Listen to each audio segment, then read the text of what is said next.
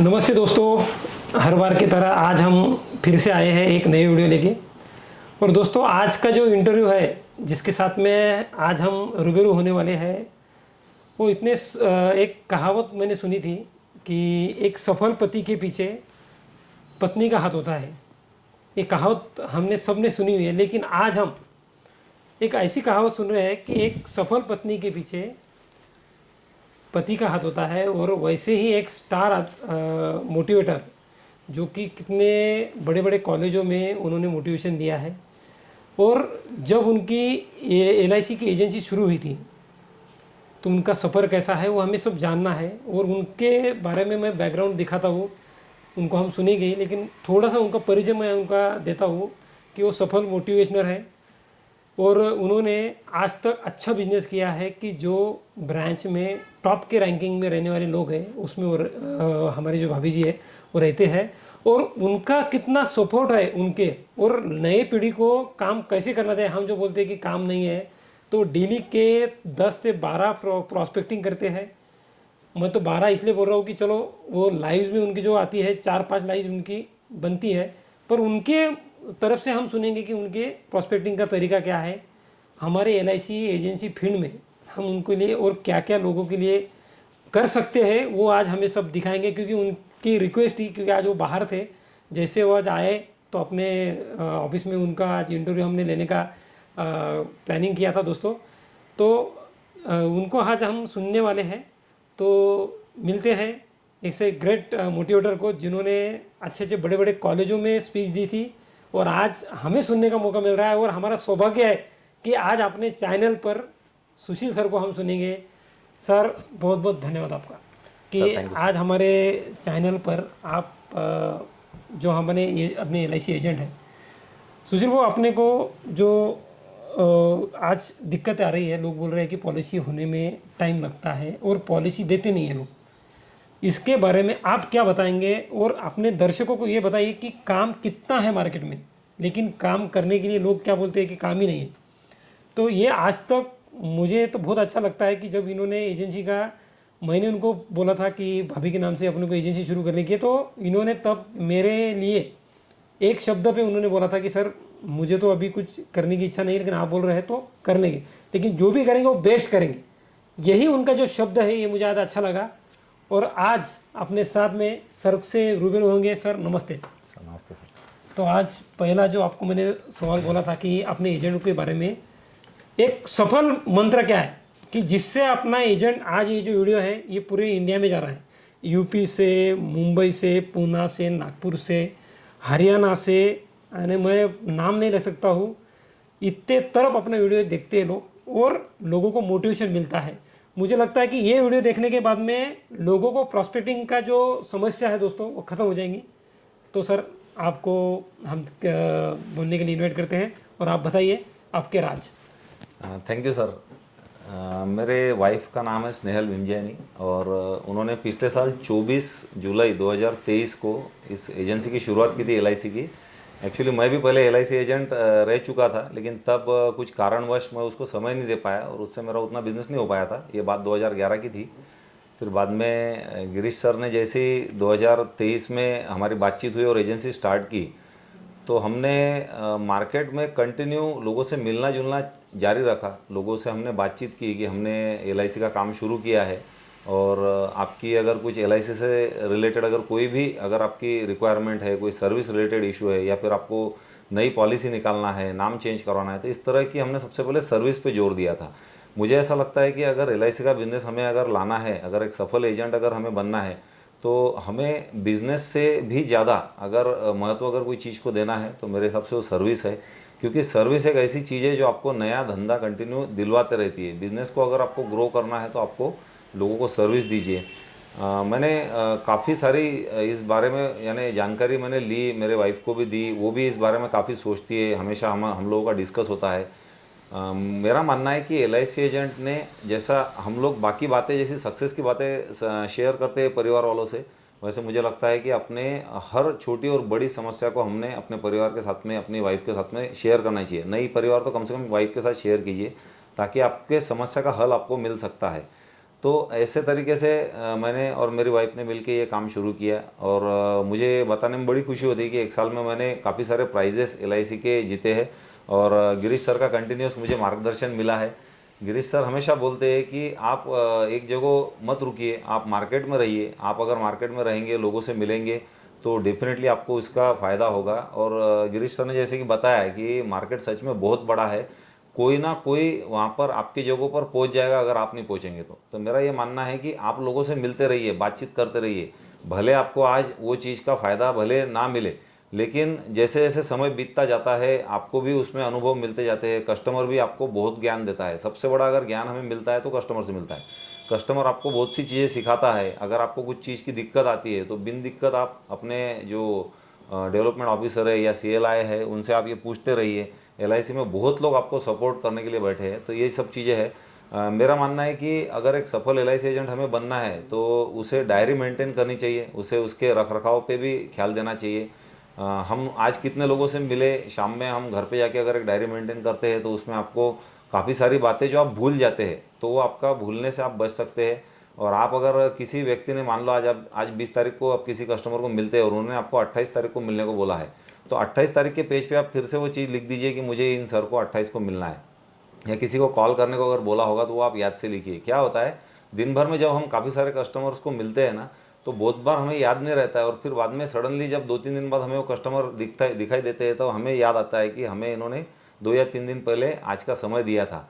लेकिन क्या होता है कि दिन भर में हम काफ़ी लोगों से मिलते रहते तो हम ये चीज़ भूल जाते हैं। तो आपको ये याद रहना चाहिए कि आपको कौन से कस्टमर ने कब समय दिया था, हमें उनके कब अपॉइंटमेंट मिली थी, उसके अकॉर्डिंग हमें प्रॉपर उसको अपना जो वर्क का जो ये है स्ट्रेटेजी है वो आपको डिसाइड करना है और आपकी डायरी मेंटेन करना है।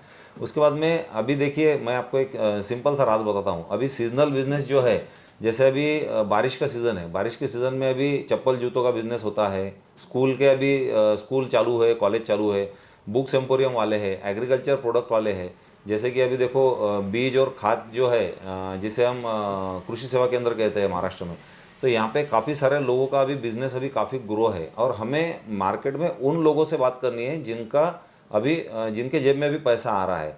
देखिए हर सीज़न का एक अलग अलग महत्व होता है। अभी हम लोग शादी ब्याह वालों को मिल सकते हैं क्या, क्योंकि बारिश में शादी ब्याह नहीं होती है। तो बारिश से रिलेटेड जो भी सीज़न है, बुक्स वालों का होगा, जूते चप्पल वालों का होगा, कपड़े वालों की दुकान में रेनकोट वालों का, छतरी वालों का, जो भी या जैसे मैंने अभी आपको बताया कृषि सेवा केंद्र वाले, ऐसे इस सीज़न से रिलेटेड और भी कुछ नाम होंगे जो मेरे से शायद छूट रहे होंगे, वो आप कवर कर सकते हैं। मैंने आपको एग्जांपल के तौर पे 2-4 नाम बताए हैं। ऐसे लोगों से आप अगर मिलेंगे तो आपको डेफिनेटली इन लोगों का आपको बिजनेस मिलेगा। उनसे जाके बात कीजिए। उसके बाद में सर्विस बेस्ड बिजनेस जो मैंने आपको शुरुआत में बताया था कि जिनको जो सर्विस से रिलेटेड समस्या है वो आप उनके सॉल्व करके उनसे भविष्य में बिजनेस की अपेक्षा रख सकते हैं। भले आज आपको वो बिजनेस ना दे, लेकिन आप अगर उनका प्रीमियम भर के उनके घर तक रिसिप्ट पहुंचा रहे हो, या आप उनका नॉमिनी का नाम चेंज करवा रहे हो, या आप उनका एड्रेस चेंज करवा रहे हो आधार कार्ड में, या कुछ अगर कोई अलग दिक्कतें आती है तो दिक्कतें अगर आप सॉल्व करते हो तो उसमें से भी आपको बिजनेस भविष्य में मिलने की बहुत सी संभावनाएं बढ़ जाती है। आप कस्टमर के टच में रहिए, उनको मिलते रहिए। अगर किसी का बर्थडे उन्हें विश कीजिए। तो ये तरीके हैं मार्केट में अपना एक नाम जमाने के, उनसे टच में रहने के। तो धीरे धीरे ये चीज़ें होगी। अब आप एक चीज़ और कर सकते हैं, जैसे आप अपने घर में दूध वाला है, सब्जी वाला है, किराना वाला है, डेली नीड्स वाला है, आप सलून में जहाँ पे हेयर कट करवाते हैं, इन सब से बोलने में बिल्कुल भी संकोच मत कीजिए, इसमें कोई झिझक मत रखिए। Don't be hesitate. आप जहाँ पर जाते हो वहाँ पर आप ये बताना मत भूलिए कि आप बतौर एलआईसी एजेंट काम कर रहे हैं। और एलआईसी के बारे में अगर आपको कोई भी अगर कोई समस्या है या नया बिजनेस आप मुझे देना चाहते हैं तो मुझे प्लीज़ सर आप याद कीजिए। अगर आप उन्हें इस बारे में जानकारी ही नहीं देंगे तो हो सकता है कि उन्होंने भविष्य में जो पॉलिसी लेना था वो किसी और को दी जाएगी। बराबर है सर, एकदम जैसा आप हमेशा सही है, बताते थे। एकदम सही है। तो ऐसा होता है कि हमारे कोई रिलेटिव्स है, हम हमारे रिलेटिव्स में, आस पड़ोस में, या हमारे बहुत से दोस्तों में हम ये चीज़ बताने से बहुत कतराते हैं। मुझे ये समझ नहीं आता है कि हम एलआईसी एजेंट है, हम लोग देश के लिए अच्छा काम कर रहे हैं। लोगों को हम उनके जागरूक इंश्योरेंस कस्टमर बनाने के लिए हम मार्केट में दौड़ रहे हैं। और हम अगर उनको अगर अपने बिजनेस की जानकारी नहीं देंगे तो हो सकता है कि वहाँ पर जो आपके नज़दीक का व्यक्ति है वो किसी और को पॉलिसी दे और आपको बाद में पता चले, तो उसे भी उस बात का बुरा लगेगा और आपको भी बुरा लगेगा कि ये तो कस्टमर मेरे साथ में जुड़ा हुआ था, लेकिन मैं इसे बता ही नहीं पाया कि मैं एजेंट हूँ और मैं ये काम करता हूँ। तो अपना परिचय देने से बिल्कुल भी ना कतराए। आप इसमें शर्म बिल्कुल मत रखिए। देखो, LIC एजेंट ये कोई छोटा काम नहीं है। LIC एजेंट बनने के बाद में आप लोगों की लाइफ सिक्योर कर रहे हैं। तो मेरे हिसाब से इसमें आपने कोई झिझक, कोई ये रखना नहीं है। जितने भी मैंने आपको नाम बताए, दूध वाला, सलून वाला, डेली नीड्स वाला, सब्जी वाला, हर किसी को, आपके आस पड़ोस में रहने वाले लोग, आपके रिश्तेदार, आपके क्लोज फ्रेंड, कोई अनजान व्यक्ति भी आपको मिलता है, मान लो आपको बस में अगर कोई मुसाफिर मिलता है, सिर्फ उसको बोल के छोड़ दीजिए। मैं ये नहीं बोलता हूँ कि उसको कंटिन्यू उसका दिमाग खाना है या हमें उसे कंटिन्यू उसके फॉलोअप लेना है, लेकिन अगर वो व्यक्ति 1% भी इंटरेस्ट बताता है तो आपका वहाँ पे बिजनेस का प्रॉस्पेक्टिंग आपका बढ़ता है और इससे आपको लोग जुड़ते जाते हैं। तो ये चीज़ आपकी बहुत अच्छी बिजनेस की शुरुआत होने के लिए एक साबित होगी। और मेरा ये बोलना है कि भले ही शुरुआत में आपको बड़ा बिजनेस ना मिले, तो जैसा गिरीश सर ने मुझे बताया था कि आप शुरू में छोटे छोटे प्लान बेचिए, ठीक है ना सर? राइट, एकदम बराबर। तो सर ने बोला था कि आप ये चीज़ में झिझक मत रखिए। छोटे प्लान भी अगर हम बेचते हैं ना, तो धीरे धीरे आपको पता चलेगा कि कस्टमर की रिक्वायरमेंट क्या है, कस्टमर क्या चाहता है। कोई चाइल्ड प्लान मांगेगा, कोई आपको बड़े व्यक्ति के लिए प्लान मांगेगा। तो अलग अलग प्लान है, प्लान भी समझ के लीजिए, उसके ऊपर भी फोकस कीजिए। रोज़ अपना थोड़ा सा खुद का जो उसके ऊपर स्टडी करना है वो भी आप जारी रखिए। बहुत से माध्यम हैं आजकल तो यूट्यूब पे और अलग अलग प्लेटफॉर्म पे ये सारी चीज़ें अवेलेबल है। किताब पढ़ सकते हैं या फिर यूट्यूब पे जा सकते हैं, अपने जो सीनियर है उनका गाइडेंस ले सकते हैं, जैसा मैं हमेशा गिरीश सर का गाइडेंस लेता हूँ। और आप सभी को मैं बहुत गर्व के साथ बोल सकता हूँ कि गिरीश सर का मुझे, मेरी पत्नी स्नेहल को, हम दोनों को बहुत गाइडेंस मिला है। आज अगर हम थोड़ा बहुत जो सफल बिजनेस कर पाए हैं 1 साल में, तो उसके पीछे सच में एक कल ही गुरु पूर्णिमा हुई है, तो एक अच्छे गुरु का होना बहुत ज़रूरी है। तो गिरीश सर ने हमें समय समय पे काफ़ी मोटिवेट किया है। हमारे साथ में वो हर कस्टमर के पास में आए हैं। अगर वो कहीं पहुंच नहीं पाए तो उन्होंने फ़ोन पे हमें जानकारी दी और हमने भी उनसे पूछने में कभी कोई झिझक महसूस नहीं की। तो मुझे लगता है कि ये वो अलग अलग अलग तरीके हैं कि इस तरीक़ों के माध्यम से आप बिज़नेस बढ़ा सकते हो। आने वाले समय में ठंड का मौसम शुरू होगा, तो ठंड के मौसम में कौन सा बिज़नेस ज़्यादा ग्रो होता है, जैसे स्वेटर वाले होंगे या कुछ अलग अलग बिजनेसेस होंगे, ट्रैवलिंग के बिजनेस बढ़ते हैं। हैं। हाँ, तो ट्रैवलिंग वालों से जिनके जेब में पैसा आ रहा है उनको अगर हम टारगेट और उनको फोकस करेंगे ना, तो मुझे लगता है कि डेफिनेटली उसमें आपको, क्योंकि अभी समर होके गया, समर में जो मंगल कार्यालय वाले थे, जो वेडिंग प्लानर थे, बराबर है। या जहाँ से शादी या कपड़ों का बिजनेस था, इन इन लोगों को हमने टारगेट किया था और उसमें से अच्छा खासा बिजनेस आया था सर, बराबर है? एकदम बराबर। और इस तरह से ही बिजनेस बढ़ता है। ये सारी गाइडेंस हमें time to time Girish sir ने दिया था और उसके अकॉर्डिंग हमने काम किया है। तो मुझे लगता है कि ये सारी चीज़ें आपके LIC के बिज़नेस को बढ़ाने के लिए सक्सेस साबित होगी। आप ये सभी चीज़ों को फॉलो कीजिए। धन्यवाद। दोस्तों देखिए, जो सुशील सर ने बताया था कि आपको जो भी प्रॉस्पेक्टिंग की तरीका उन्होंने बताया है वो तो बहुत अच्छा लगा मुझे। लेकिन सुशील सर, आपसे एक और सवाल है मेरा कि एक ही सवाल में 2 सवाल पूछता हूँ मैं, और अपना ये जो इंटरव्यू एक कंप्लीट करते हैं। मुझे ये बताइए कि पहले तो मुझे ये बताइए कि आपका एजुकेशन क्या है, और आपने जो सपोर्ट किया है भाभी जी को, और आपका इसमें जो इन्वॉल्व है वो, और आपका पहला जो कमीशन है, तो आपने जो एक्सेप्ट नहीं किया था उसका जो कमीशन का आपने मुझे जिक्र किया था कि पहला जो कमीशन निकला, उसके बारे में एक शॉर्ट में बता के आज ये अपनी मीटिंग ख़त्म करेंगे। तो सर, मेरा DJ diploma in journalism, BJ bachelor in journalism, बाद में BA MA इंग्लिश, DLED, और अभी मैं लॉ अपियर हूँ। तो ऐसा मेरा एजुकेशन हुआ है। और मेरी वाइफ भी मेरे साथ साथ MA इंग्लिश, उसका भी एजुकेशन कंप्लीट हुआ है। तो ये आपके पहले सवाल का जवाब था।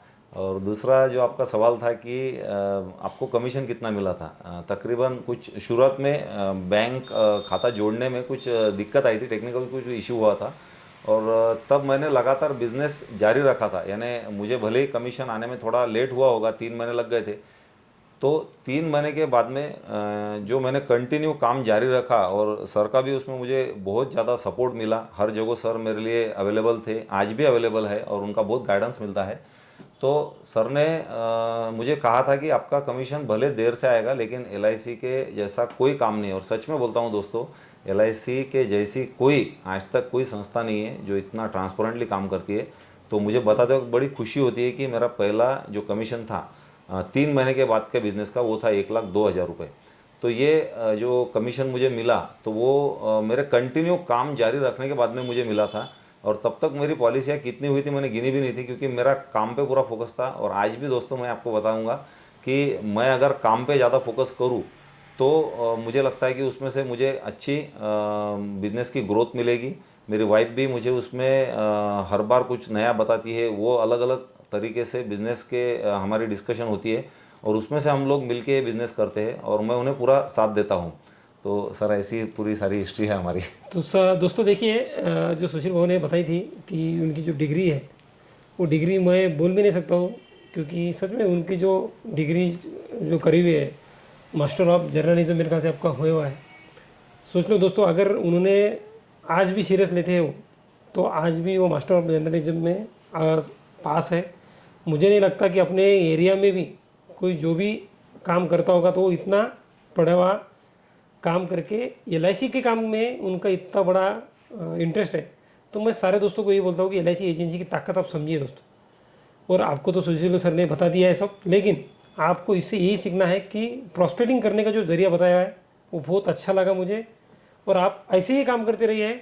और अपने सुशील सर सपनों की उड़ान टीवी की तरफ से आपका मैं बहुत बहुत धन्यवाद देता हूँ कि आपने जो सारे लोगों को गाइडेंस किया है। ये पूरे भारत के लोग इसको देखते हैं और ये उनको काम में आएगा, यही हम दुआ करते हैं। और सबका इम्यूनिटी हो, सबके क्लब मेंबरशिप आए, यही मैं इस इंटरव्यू के ज़रिए मैं दुआ करता हूँ दोस्तों। और आज के लिए दोस्तों इतना ही। Thank you Sushil sir. Thank you sir. Thank you. Thank you very much.